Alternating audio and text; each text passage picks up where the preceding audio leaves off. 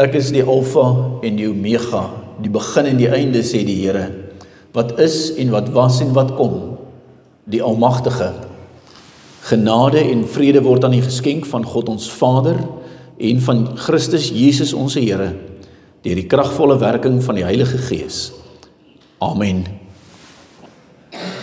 Broers en susters, die Here spreek vandag met ons uit 2 Konings 19. 2 Konings 19. Ons lees verse 1 tot 20 en 32 tot 37.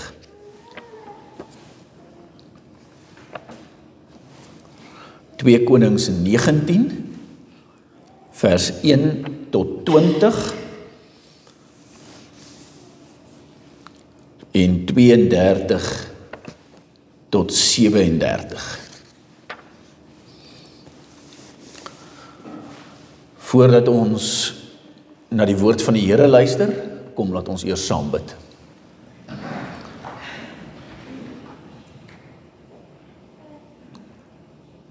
Almagtige, ewige God, Vader, Seun en Heilige Gees, Here, U wat van ewigheid af is, U wat troon op die gerubs en wat die mag en die majesteit oor die ganse skepping het.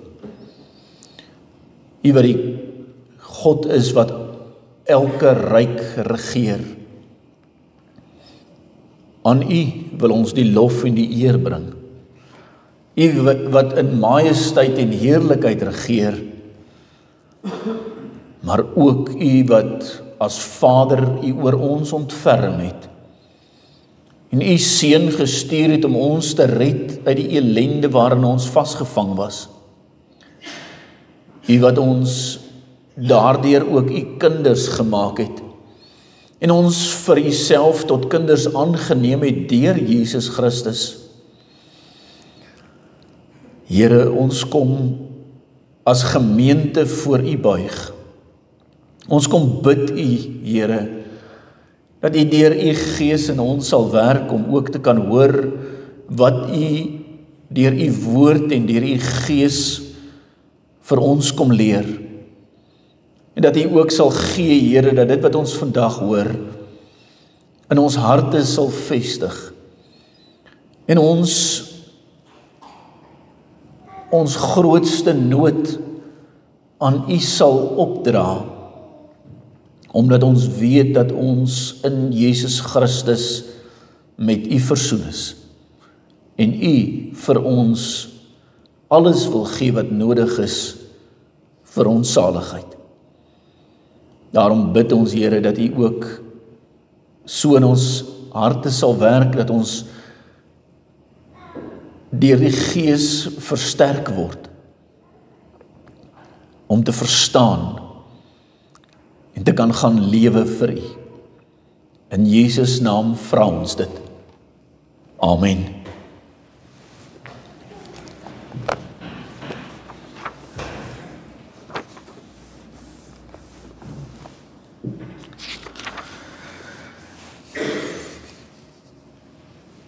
Twee Konings 19. Voordat ons lees, begin ons eers om die verhaal op te tel daar waar ons gaan begin lees.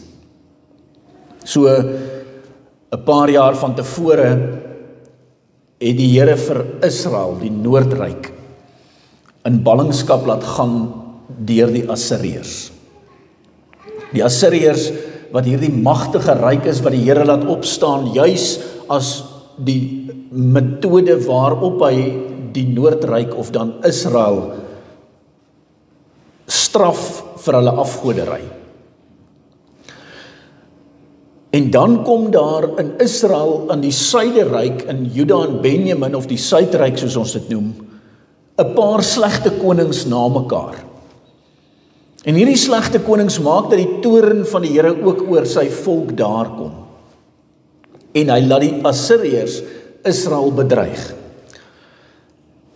In hoofstuk 18 sien ons hoe dat Israel al die kleiner stede, hoe dat Assirië al hierdie kleiner stede van Juda dan inneem.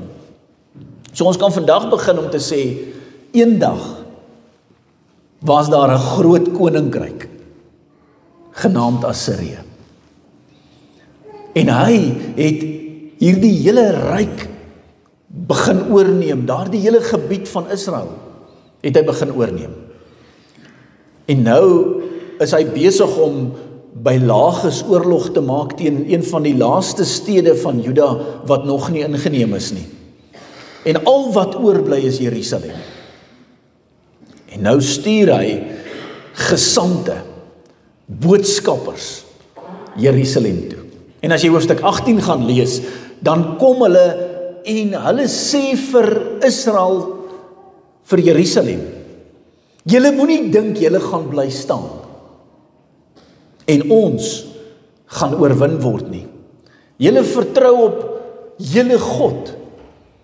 Kyk na al die ander volkere rondom wat ons al ingeneem het, hulle het almal op hulle gode vertrou, en wat het van hulle geword? Wat vir julle goed is om julle te onderwerp aan die koning van Assirië, om maar sy slawe te word. En dis die boodskap wat by die koning uitkom. Dat die Here met ander woorde geminag word. Dat hy gelykgestel word aan die volkere rondom sy afgode. En daarom wat Hizkia, wat die eerste regverdige koning in 'n baie lang tyd is, baie geskok is oor dit wat gesê word. En dis waar ons begin lees.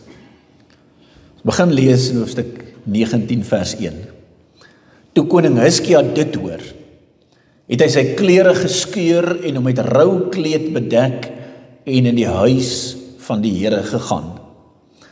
Daarna stuur hy Eljakim, wat oor die paleis was, en Sebna die skrywer en die oudstes van die priesters, met rouklere bedek na die profeet Jesaja, die seun van Amos. En hulle sê vir hom, so sê Hizkia, vandag is 'n dag van benoudheid en straf en lastering, want die kinders het gekom tot by die geboorte, maar daar is geen krag om te baar nie. Miskien sal die Here u God al die woorde hoor van die Rabsakai wat deur sy heer die koning van Assirië gestuur is om die lewende God te smaad, en sal hy hom straf oor die woorde wat die Here u God gehoor het. Hef dan 'n gebed op vir die oorblyfsel van wat nog aanwesig is. En toe die dienaars van die koning Hizkia by Jesaja kom, sê Jesaja vir hulle, so moet julle julle Heer antwoord. So spreek die Here. Vrees nie vir die woorde wat jy gehoor het, waarmee die dienaars van die koning van Assirië my gelaster het nie. Kyk, ek sal 'n gees in hom gee, dat hy 'n gerug hoor en na sy land terugtrek, en ek sal hom in sy land deur die swaard laat val. Daarop het die Rabsakai teruggegaan en die koning van Assirië aangetref, terwyl hy besig was om te veg teen Libna, want hy het gehoor dat hy van Lagis af weggetrek het. En toe hy van Tiraka, die koning van Kus, hoor sê, kyk, hy het uitgetrek om teen die te veg, stuur hy weer boodskappers na Hizkia met die opdrag, so moet julle aan Hizkia, die koning van Juda, sê, laat u God op wie u vertrou en nie bedrieg nie, deur te sê, Jerusalem sal nie in die hand van die koning van Assirië oorgegee word nie. Kyk, u het self gehoor wat die konings van Assirië aan al die lande gedoen het, deur dit met die banvloek te tref, en sou u gered word? Het die gode van die nasies, wat my vaders uitgeroei het, hulle gered? Gosan en Haran en Resef en die kinders van Eden, wat in Telasar was? Waar is die koning van Hamat en die koning van Arpad en die koning van die stad Sefarwaim, van Hena en Iva? Toe Hizkia die brief uit die hand van die boodskappers ontvang en dit gelees het, het hy opgegaan na die huis van die Here. En Hizkia het dit voor die aangesig van die Here uitgesprei. En Hizkia het voor die aangesig van die Here gebid en gesê, Here, God van Israel, wat op die Gerubs troon, U alleen is die God van al die koninkryke van die aarde. U het die hemel en die aarde gemaak. O Here, neig U oor en luister, open U oë, Here, en kyk en hoor die woorde van Sanherib, wat hy gestuur het om die lewende God te smaad. Waarlik, Here, die koning van Assirië het die nasies en hulle lande verwoes en hulle gode in die vuur gegooi, want dit was geen gode nie, maar werk van mensehande, hout en klip. Daarom kon hulle dit vernietig. Verlos ons dan nou tog uit sy hand, Here, onse God, dat al die koninkryke van die aarde kan weet dat U, Here, alleen God is. Toe laat Jesaja, die seun van Amos, Hiskia weet, so spreek die Here, die God van Israel, wat jy tot my gebid het in sake Sanherib, die koning van Assirië, het ek gehoor. Dan net van vers 32 tot 37, daarom, so sê die Here aangaande die koning van Assirië, hy sal in hierdie stad nie inkom, en daar geen pyl inskiet, en dit met geen skild aanval, en daar geen wal teen opgooi nie. Met die pad wat hy gekom het, sal hy teruggaan, maar in hierdie stad sal hy nie inkom nie, spreek die Here. En ek sal hierdie stad beskut, om dit te verlos, terwille van my en van my knegt Dawid. En in dieselfde nag, het die engel van die Here uitgetrek, en in die laar van die Assiriërs 185.000 verslaan. En toe hulle die môre vroeg klaar maak, was dit almal dooie liggame. En Sanherib, die koning van Assirië, het opgebreek en weggetrek en teruggegaan en in Ninive gebly. En toe hy hom neerbuig in die tempel van sy god Nisroch, het sy seun Adramalach en Sareser hom met die swaard neergeslaan, maar hulle het ontvlug na die land Ararat, en sy seun Esarhaddon het in sy plek koning geword. Geliefde broers en susters, ons kyk vandag na Hiskia se gebed. Hiskia se gebed wat vir ons ook kom wys hoe 'n gebed wat die Here behaag is, lyk. Kyk mooi wat sê hy van vers 15 af. Hiskia het voor die aangesig van die Here gebid en gesê, Here, God van Israel, wat op die Gerubs troon, U alleen is die God van al die koninkryke van die aarde, U het hemel en aarde gemaak.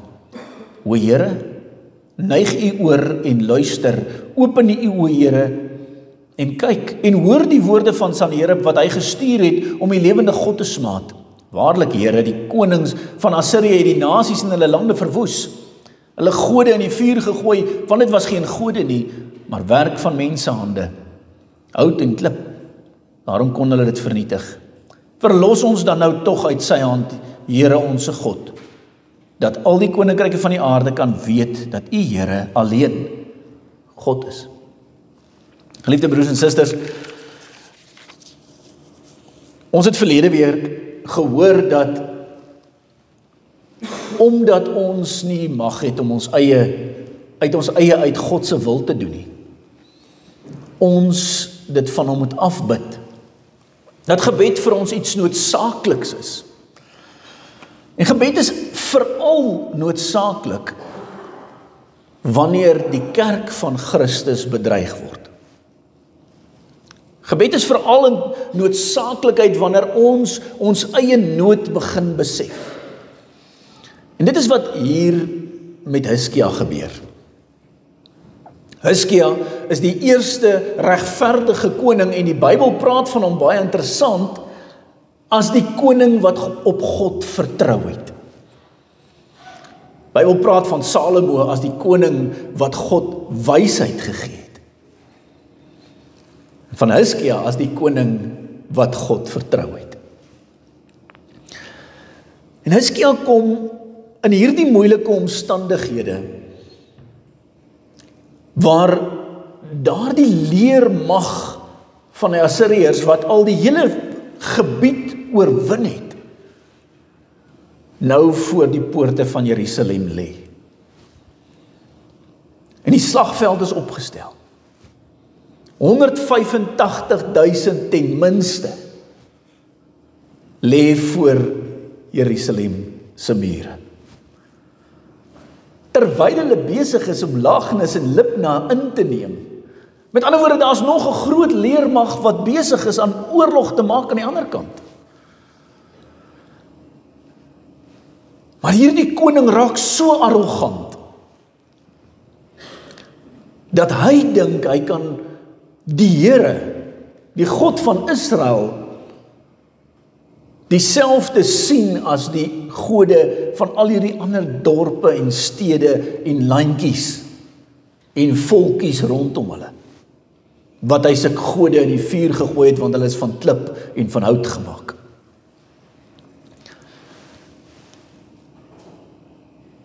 En nou kom Hizkia en hy besef hier's 'n krisis.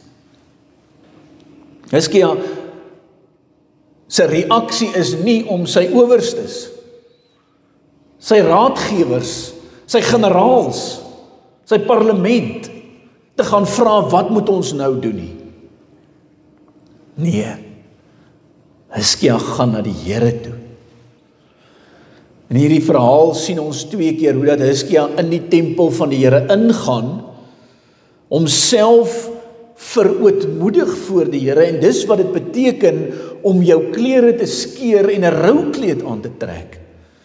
Is om jouself nederig voor God te kan gaan stel, want ek rou oor dit wat besig is om te gebeur. Hizkia rou daaroor dat hierdie koning nie vir God respek het nie. En hy rou oor sy volk wat bedreig word. En hy gaan in die tempel in en hy stuur boodskappers om die woord van die Here te hoor. Geliefdes, in hierdie gedeelte sê die Here vir ons eintlik, daar's 2 bitter belangrike dinge wanneer ons in 'n krisis is.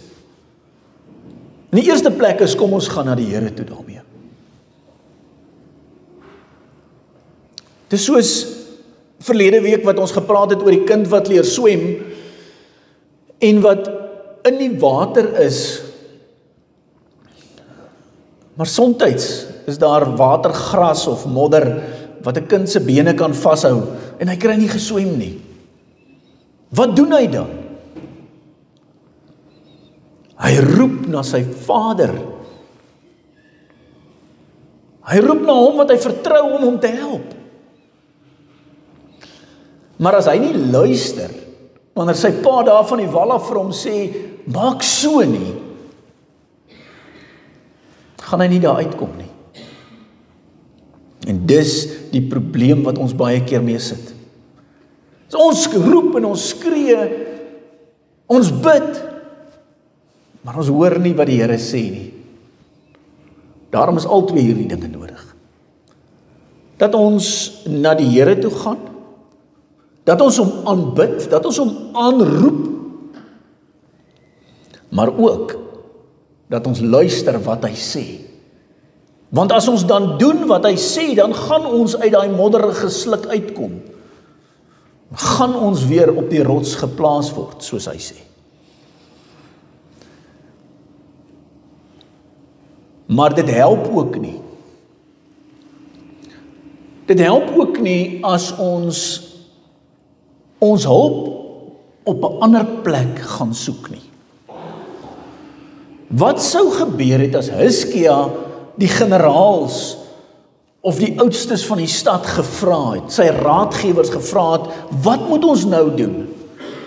In die vorige hoofstuk het ons gehoor hoe dat hierdie boodskappers van die Assiriërs in die Joodse taal praat. Hulle praat Hebreëus sodat die soldate op die mure kan hoor en kan bang word. Nou is hulle op hulle senuwees hier op hierdie mure, want hulle sien hierdie leermag voor hulle. Hulle sien hierdie vreeslike groot soldatemag. En daar word vir hulle vertel van al die stede wat al geval het. En natuurlik gaan hulle begin bang raak. So wat gaan gebeur as ons dan nou gaan raad vra by hierdie wyse manne van die stad? Wat gaan gebeur as ons God nie vertrou nie? Hizkia gaan reguit na die Here toe. En hy gaan vra vir die Here, en hy stuur na Jesaja toe 'n boodskap, en hy sê, Jesaja, bid asseblief saam met my. Bid asseblief, want hier is 'n krisis.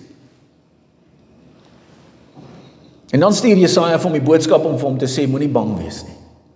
Die Here het jou gehoor.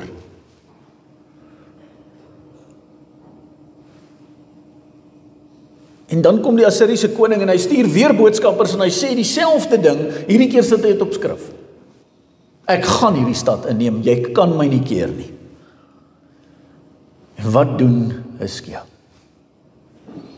Hizkia gaan bid weer tot God.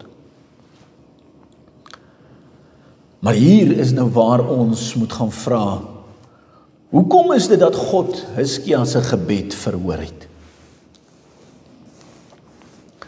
As ons die Heidelbergse Katekismus vraag en antwoord 117 gaan lees, dan vra hy, wat behoort by so 'n gebed wat God welgevallig is en deur hom verhoor word? Ons het hierdie laaste deel van die verhaal gelees tot daar by vers 37, juis sodat ons kan sien hoe God hierdie gebed verhoor het. Jesaja stuur vir hom 'n boodskap en hy sê vir hom, God het jou gehoor. So spreek die Here, die God van Israel, wat jy tot my gebid het in sake Sanherib, die koning van Assirië, het ek gehoor. En dan kom daar 'n baie lang gedeelte waarin hy verduidelik hoe hy Assirië gaan vernietig. Maar ons het net die laaste deeltjie gelees. Net die gedeeltetjie waar die Here die engel stuur. Dit is interessant, broers en susters, dat in die Ou Testament word die seun van God baie keer die engel van die Here genoem. Die seun van God is Jesus Christus. Ons kan met ander woorde die afleiding maak dat Jesus Christus, voordat hy mens geword het, toe hy nog net as die seun van God bekend gestaan het, self 185.000 doodgemaak het in een nag. God het met ander woorde self die Assiriese mag vernietig. Net soos wat God die Egiptiese mag vernietig het deur die see oor hulle te laat kom, het hy op een of ander manier hier een nag die Assiriese mag vernietig. Die punt waarby dit uit moet kom is, God het vir Hizkia gehoor. En God het Israel verlos. Hoekom? Hoekom is dit dat sommige gebede so verhoor word en ander gebede nooit verhoor word nie?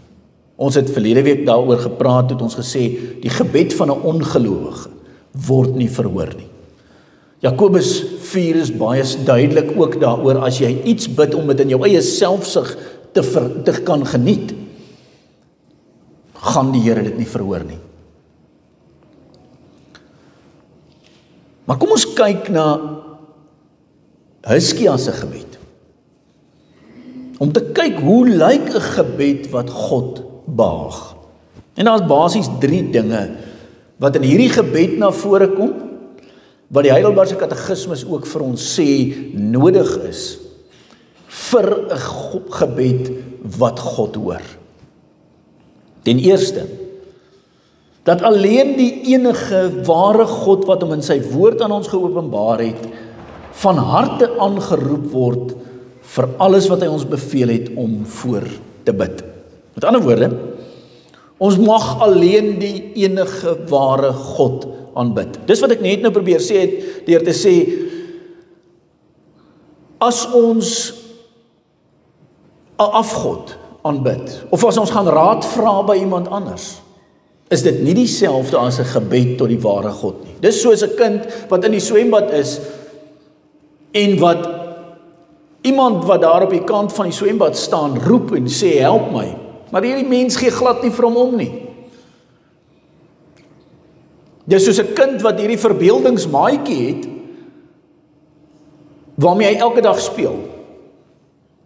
En hierdie verbeeldingsmaatjie kan regtig niks doen nie, want dis sy verbeelding. En wanneer die kind dan in die swembad in die moeilikheid raak, plaas van om sy pa te vra om hom te help, roep hy sy verbeeldingsmaatjie om hom te help. Gaan dit enigstens iets beteken? Gaan hy hom kan uithelp? En dis wat die katekismes vir ons kom sê, die enigste ware God moet aanbid word. Dis die heel eerste ding as ons daaroor dink. Met ander woorde, ons moet God reg ken. As ons God nie reg ken nie, hoe dink ons gaan hy ons gebede verhoor? Hizkia het hom geken. Het jy gehoor wat noem hy hom? Here, die God wat met Israel 'n verbond gesluit het. God van Israel, wat in u tempel teenwoordig is, wat op die gerubs woon. U alleen is die God van al die koninkryke van die aarde. U het die hemel en die aarde gemaak. Hy is die skepper. Dis die God wat hy aanbid. Hoe lyk die God wat ek en u aanbid?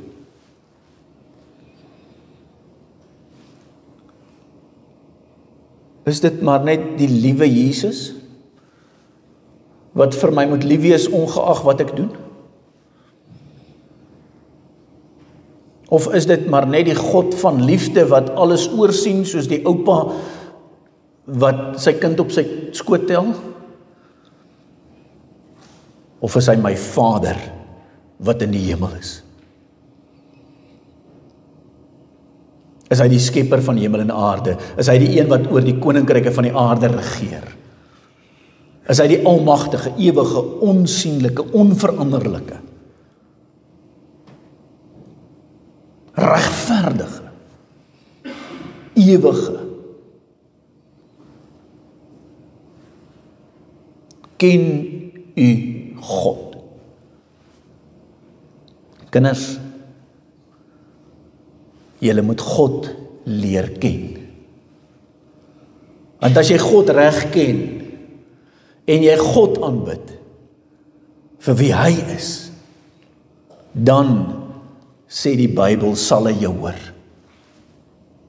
En daarom wat ons verbondsonderrig het, daarom wat ons ouers ons kinders moet opvoed, om hierdie God reg te ken. En ons moet hom van harte ken, dit moet nie net hierdie kopkennis wees nie. Ons moet hom uit ons hart uit die diepte van ons harte uit ken en lief hê.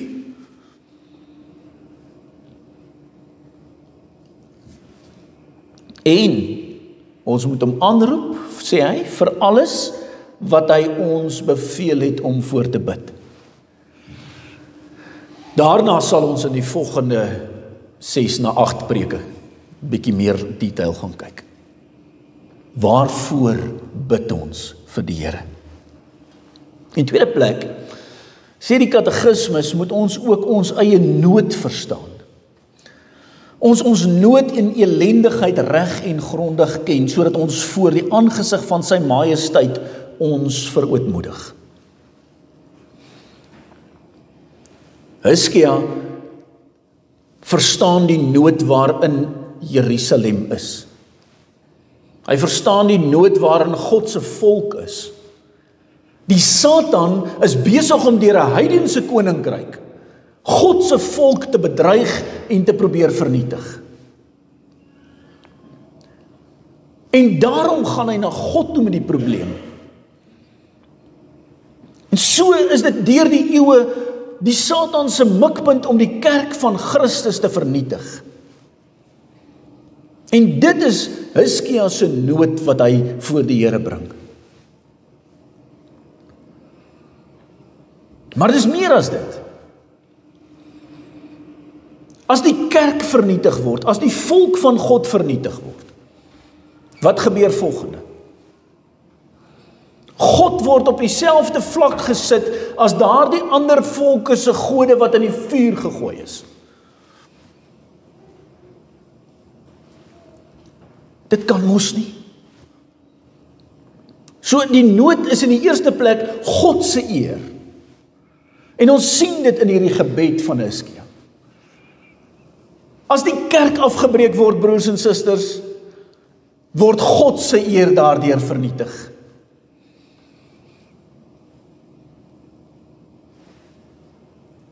En dan kom ons weer terug by ons eie kerk. Waarmee is ons besig? Besef ons die bedreiging wat die kerk van Christus in Suid-Afrika het?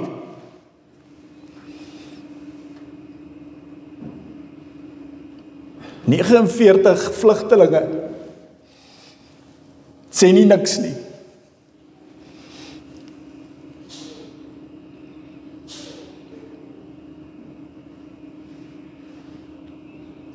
Dit sê God se eer word aangetas. Die kerk word bedreig. Die naam van die Here word stil gemaak in ons land. Wat gebeur in ons eie dorp?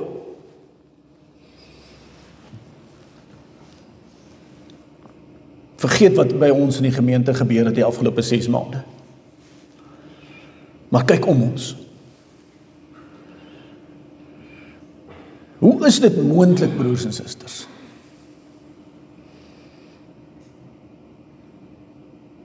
Dat gemeentes so met mekaar kan twis soos wat ons in die afgelope tyd in hierdie dorp gesien het. Hoe is dit moontlik dat die mens na wie toe jy moet gaan om te gaan hoor wat God sê, die een is wat jy minag en uit die dorp uitdryf?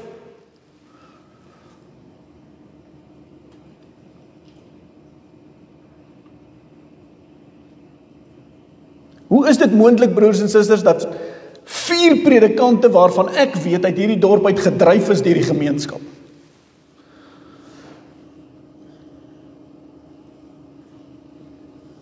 Wat is die bedreiging vir die kerk van Christus wat daarin lê?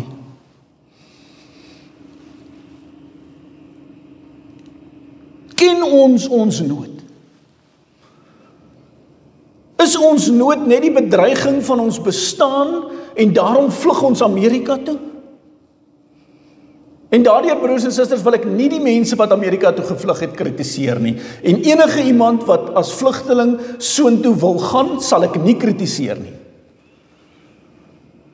Dis 'n saak tussen hom en sy God. Maar is dit die oplossing vir die kerk van Christus in Afrika? Of het dit tyd geword dat ons nood begin besef? Het die dorp nie tyd geword om hierdie dorp sy nood te laat besef?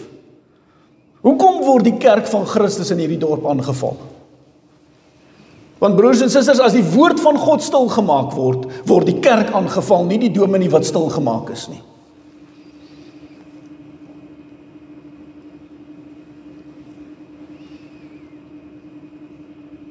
Die woord van God word stil gemaak omdat God se volk bedreig word. Omdat hulle nie respek het vir die God van hierdie mense nie.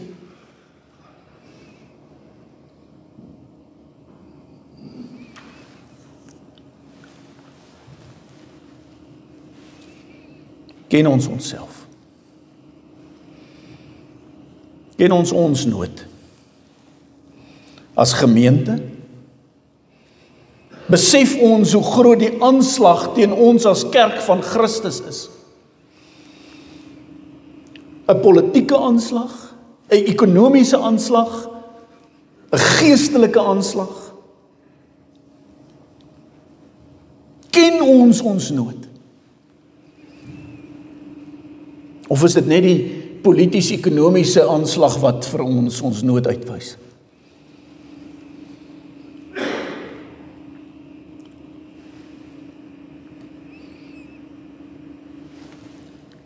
Paulus gaan verder as dit. In die brief aan die Efesiërs en die brief aan die Filippense kom hy telke male en hy sê ek bid vir julle as gemeente dat die Here julle geestelik sal sterk maak. Vir die Filippense sê hy dat julle liefde nog meer en meer oorvloedig sal word. Vir die Efesiërs bid hy dat die Here verligte oë van hulle verstand sal gee sodat hulle kan weet wat sy wil is. En sodat hulle kan weet hy is die koning wat op sy troon sit en regeer. Te midde van hulle omstandighede. Ja, ons kan vir ons fisiese behoeftes bid en ons sal, wanneer ons oor ons daaglikse brood praat, daarby kom. Maar die geestelike nood waarin die kerk van Christus verkeer, broers en susters, die aanslae van die wêreld en van die duiwel en van die sondigheid van ons eie aard teen die kerk van Christus. Besef ons dit?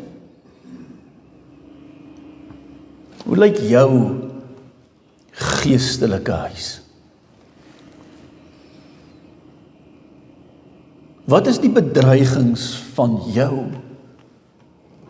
geloof? Hizkia hardloop na die Here toe daarmee. En hy sê, Here, my bedreiging is dat U eer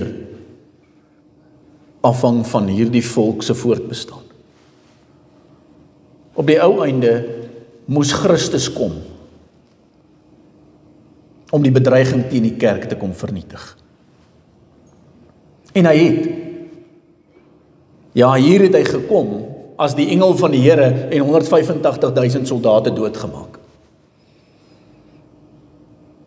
550 jaar later kom hy weer. En in die liggaam van 'n mens, gebore uit 'n vrou soos ons, kom hy om ons uit ons grootste nood te kom bevry. Nie deur die bedreiging te vernietig en mense dood te maak nie, maar deur self te sterf in ons plek. Want dit is die enigste manier waarop die grootste bedreiging wat daar is, die ewige hel, oorwin kan word.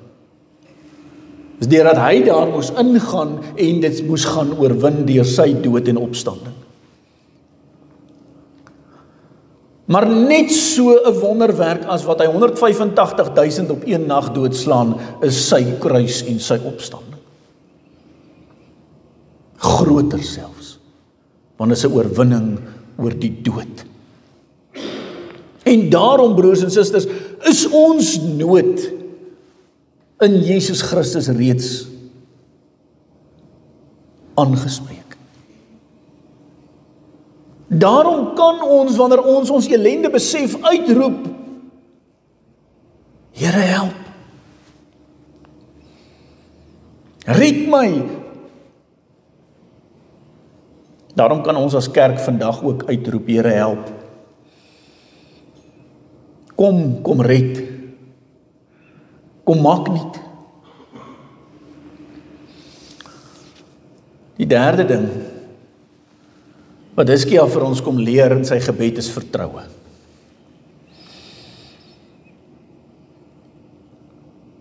Katekisme sê ten derde dat ons hierdie vaste grond het, dat hy ons gebed nie teenstaande ons dit onwaardig is, tog ter wille van die Here Jesus Christus sekerlik wil verhoor, soos hy ons in sy woord beloof het.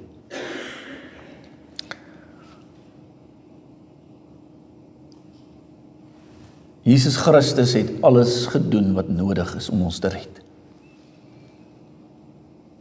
En hy is die een wat nou as koning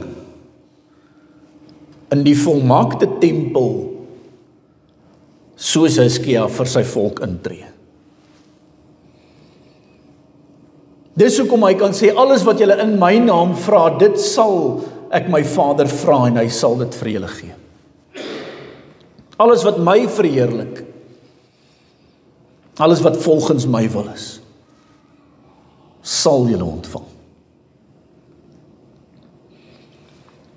Ons kan met ander woorde hierdie vaste vertroue hê, dat ons verhoor sal word, soos wat Hiskia verhoor is. Nie omdat ons enigiets is en dit verdien nie. Want net soos Hiskia magteloos was in sy omstandighede teen die Assiriërs, so is ons magteloos teen ons eie sondige aard. En magteloos teen die aanslae van die wêreld en die duiwel. Maar Jesus Christus, die magtige, die een wat oorwin het. Hy het verdien om ons te red. En daarom kan ons hom vertrou. Daarom kan ons hom vertrou wanneer ons wil onderwerp aan sy wil. Ons kan hom vertrou want hy dit in sy woord aan ons beloof. In ander woorde, as jy God reg ken, kan jy weet sy woord is die waarheid. As 'n kind haar pa ken, of sy pa ken, dan kan hy mos in 'n swembad, wanneer hy besig is om te verdrink, uitroep, "Papa, help my." As hy nie sy pa ken nie, hoe gaan hy dit doen?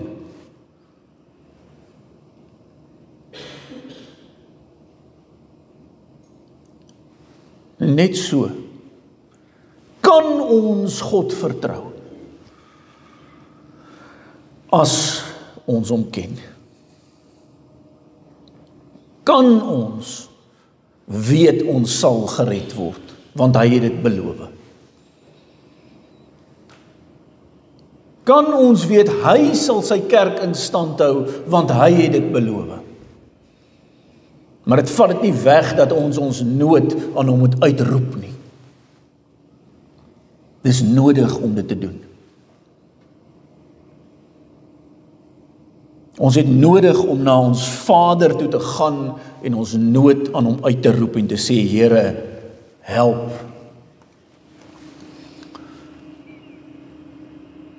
Mag die Here gee dat ons hom so sal vertrou soos wat hy van ons vra. Dat ons sal lewe vir hom. En wanneer die nood ons tref, ons sal weet waarheen om te gaan. En weet, hy sal ons uitred. Amen. Kom, laat ons saam bid.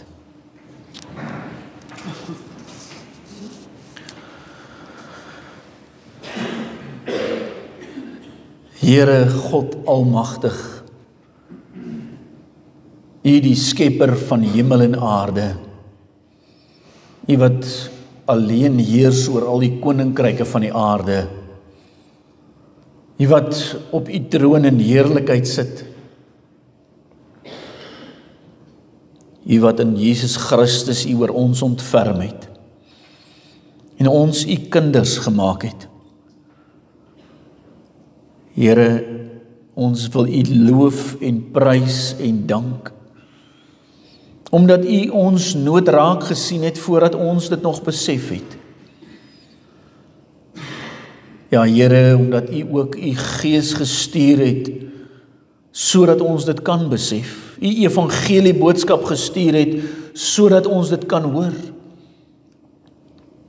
En in ons die geloof werk.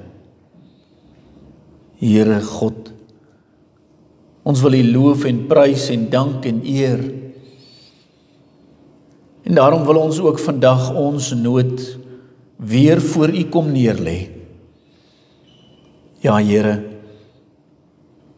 ons swakheid, ons vrees, ons hartseer. Maar Here, die grootste daarvan, die hartseer dat ons U naam nie altyd eer soos ons moet nie. Dat U naam geminag word deur die wêreld, omdat hulle dink U is swak. Ja, Here, laat U heerlikheid ook deur ons sigbaar word. Laat U naam in ons geheilig word. U koninkryk kom, deurdat U wil ook by ons geskied. Ja, Here, want ons wil U eer. U wat die mag het. U wat die ware God is. Van U bid ons dit af. Van U bid ons, Here, ook dat U deur U Gees in ons harte sal werk, om mekaar lief te hê soos wat U van ons vra, en U te verheerlik, en U te vereer. In Jesus Christus ons Here se naam alleen. Amen. Die genade van ons Here Jesus Christus, die liefde van God ons Vader en die gemeenskap met die Heilige Gees, sy met elkeen van u. Amen.